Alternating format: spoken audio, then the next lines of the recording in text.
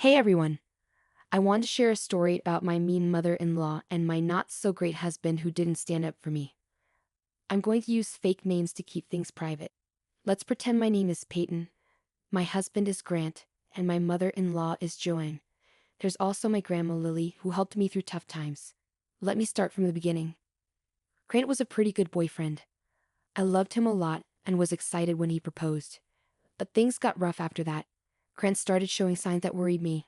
I found out he was super close to his mom Joanne, as she had a lot of control over him. Joanne was the first problem. She lived with us and relied on Grant for everything. One day, she showed up with some papers and told me to sign them right away. "What are these papers for, Joanne?" I asked. "This is an ironclad prenup that you both need to sign. It says that in case of a divorce, neither of you can ask for anything from the other. Sign it now," she demanded. "Wait a minute. Did you make a prenup without talking to us? That's really embarrassing, Joanne." "Why would you do that?" I protested. "I did it so you can't take my son's things if you get divorced. You make less money than him, and this house belongs to him. We can't trust you not to try to take everything." "This is crazy, Peyton. I'm not as bad as you say. This is ridiculous. I won't sign a prenup like this. I feel offended." "You should have discussed this with us," I argued. "Actually, I know about the prenup. It's not a big deal, Peyton. If you're really not with me for money, you shouldn't have any problem signing this," Grant interrupted. I was surprised that Joanne and Grant had talked about it without telling me. I wasn't with Grant for money, but I hadn't told him about my inheritance yet. Grant and I argued for days, and Joanne kept insulting me for not signing the papers. Eventually, I turned to my grandma for help. She listened and said, "Are you sure you want to marry this man, Peyton? I don't think he's right for you. You two aren't even married yet, and he's already teaming up with his mother against you." "It's just this one issue, Grandma. I truly love Grant, and he loves me too. I can't imagine being with anyone else. He's a good guy," I defended. "Well, if you've already made up your mind, I suggest you go ahead and sign the prenup. I'll have my lawyer review it first though. But I have one request. Don't tell anyone that your grandparents are wealthy. I haven't told them anything yet," Grandma advised. "But why shouldn't I tell them?" I asked. "I understand things better than you, Peyton. You're seeing them through rose-colored glasses. Your grandfather and I worked hard for this fortune. I don't want anyone taking advantage of you and stealing your money," Grandma explained. "You don't have to worry, Grandma. I won't tell him anything since you asked me not to. Plus, Grant is a good man, and he'd never do that. If his mother gets too much, I'm sure he'll protect his wife," I reassured. I was wrong though. Grant was awful, and his mother was worse than I knew. I gave in and signed the prenup, and later realized it was a smart move. Right after we got married, Joanne started abusing me regularly. Even with the prenup, she verbally and sometimes physically abused me. I'm too ashamed to talk about everything she did. But I'll share one incident that was a turning point in my marriage. One day, when I got home from work, Joanne barged into my room with a smirk. She handed me a big bag of clothes and ordered me to wash them. I didn't argue because I was used to this treatment. I knew if I refused, she'd tell Grant, and then they'd both verbally abuse me. So, I picked up the heavy bag, even though it was tough for me. As I walked down the hall, Joanne purposely tripped me, and I fell. I hurt my ankle badly and screamed in pain. Joanne just laughed and left after giving me an ice pack for my ankle. I called Grant. "Grant, I fell and hurt my ankle. Your mother tripped me today. I've endured her abuse for too long. You need to do something. She's gone too far." "Don't make up stories about Mom, Peyton. She wouldn't do that. You just want her out of the house and don't want to do chores. Stop lying and saying bad things about my mom," Grant argued. "I'm not lying, Grant. Please trust me. Don't ignore what I'm saying," I begged. Grant just hung up on me. He never defended me and always acted like I was the problem. I stayed quiet because I didn't want him to leave, but this time I couldn't handle it anymore. I couldn't take it anymore. I was secretly seeing a therapist with my grandma's help because their abusive behavior was too much to handle. It was clear I had to leave. What made me even angrier was Joanne sending me nasty texts, saying I deserved what she did, and Grant never standing up to her. I was furious. I decided I needed revenge, and the chance came later. When my grandma passed away, I was sad but also relieved because she was in a lot of pain. I couldn't bear seeing her suffer. I stayed strong, thinking she was finally at peace with my granddad. Grant didn't offer any support when she passed. He didn't even come to the funeral. But he found out I inherited $250 million. Yes, they were that wealthy. Grant was shocked. He suddenly started being really nice to me when we got home. The next day, I woke up to another surprise. Joanne was standing at the foot of my bed, looking at me sweetly. I was shocked to find her in my room, staring at me strangely. I didn't know what to make of it. I had a feeling something like this might happen, but seeing my abusive mother-in-law's face change was starting to creep me out. I said, "Why are you here, Joanne? No one told me you were coming today. And why were you staring at me while I was sleeping?" "Oh, I came early to help you with chores. I made you some tea, it's right by your bed. I know how much you love tea, so I got a special batch for you," she said sweetly. "You didn't answer why you were in my room while I was sleeping. Honestly, Joanne, it's really creepy. I was just trying to massage your feet, Payton. I know you hurt them when you fell carrying my laundry. Your feet must be sore, so I thought I could help," she explained. "You're the one who tricked me that day, Joanne. How dare you come in here and try to massage my feet? Have you no shame?" I exclaimed. Now, don't overreact. It was just a mistake. I didn't have you fall or that the laundry was so heavy. I already massaged your foot to make up for it, didn't I?" she replied. "Do you really think massaging my foot makes up for all the abuse you've put me through? You're out of your mind, Joanne. Get out of my room. I don't want to see your face right now," I demanded. "All right, I'll be in the kitchen making you breakfast. You don't have to worry about a thing. I'll take care of everything, including making sure Grant has everything ready. You just take your time and freshen up," she said sweetly before leaving. Her sudden change of behavior left me feeling unsettled. Even as I lay there, I couldn't shake the feeling that she had invaded my privacy and was acting strangely. Money can make people do strange things, you know. Joanne is a perfect example. Grant must have told her to be nice to me to avoid any issues with my inheritance, which probably prompted her visit. But neither Grant nor Joanne knew that they wouldn't get their hands on my fortune. I had made sure of that. I got out of bed and dressed in my best clothes. It was my day for revenge, and I wanted to look my best. My therapy had been helping, and I finally had the confidence to stand up for myself. I went down to the kitchen with my bag in hand. Inside were some important documents I needed to send out today. I think you can guess what I was about to do. I found Grant and Joanne in the kitchen, looking very pleased and whispering to each other. When they noticed me, their smiles widened even more. Grant pulled out a chair for me while Joanne started preparing a plate for me. I said, "Why did you make breakfast today? I could have done it myself. You didn't have to go through the trouble." "It's no trouble at all, Payton. I'm happy to do this for you. It's just breakfast. My mom can help out. You don't have to worry about any chores from now on. Once we sell the house and move to a mansion, I'll hire a housekeeper. Until then, my mother can take care of everything. I'll help her too. You think buying my medicines is a waste of money, but suddenly hiring a housekeeper is affordable for you. And how do you plan to buy a mansion? Robbing a bank lately?" I retorted. "Don't be absurd.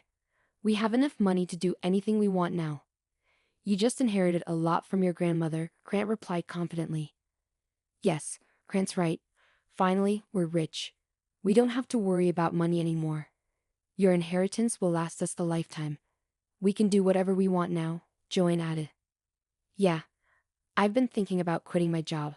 I was getting burnt out here anyway. Maybe we can take a vacation and have some fun. What do you think?" Grant added. I burst into laughter at their words. I couldn't believe what I was hearing. It had only been a day since I got my inheritance and they were already making plans. They really thought I'd just hand over the money and let them do whatever they wanted. As if pretending to be nice would erase years of abuse from my husband and mother-in-law. Joanne and Grant looked uncomfortable with my laughter, trying to avoid eye contact. Maybe even they realized how ridiculous their plans sounded, holding on to the hope that I'd forgive them magically. After laughing for a moment, I said, "Wow, it's only been a day since I got my inheritance and already you're changing your tune so drastically. Money really does make a difference, doesn't it? Let's not dwell on the past now. We had no idea this good fortune was coming our way. We would have treated you better if we knew. Keeping secrets from your husband and in-laws isn't right, Payton. That was sneaky of you. Anyway, what should we do with all this money?" "I was thinking of buying a house and going on a Caribbean vacation." "Don't just say house, Grant. Say mansion or villa. We could even get a penthouse. It would suit our new status better. We're millionaires now after all. All my friends would be so jealous, Joanne added excitedly. I listened to their chatter and casually took out the documents I'd been hiding in my folder. Joanne and Grant looked at me expectantly, as if I was about to hand them papers saying all the money was now theirs, but they were in for a shock. I held the papers in my hand and said, I need to correct you both. We're not millionaires. I am. The money is mine, and I inherited it. Yes, you got the money, but we share everything. We're married, so you should share your money with me, Grant insisted. And as your mother-in-law and your only family right now, you should share the money with me too. We're family after all. You're my daughter as much as Grant is my son, Joanne added. It's ironic how suddenly I've become your daughter, Joanne. Until yesterday, I was just a witch your son married. Anyway, don't get too carried away. We won't be family anymore. Not that we ever really were, I retorted. What do you mean, Payton? I'm your mother-in-law, so I am family, Joanne protested. How could you be my mother-in-law when I won't be married to your son anymore? If Grant loses his title as my husband, you'll mean less than nothing to me, I replied firmly. What's going on, Payton? Why won't I be your husband anymore? What's this about? Grant demanded. Well, I filed for divorce. I did it the day after my grandma died. I won't be staying with you anymore, Grant.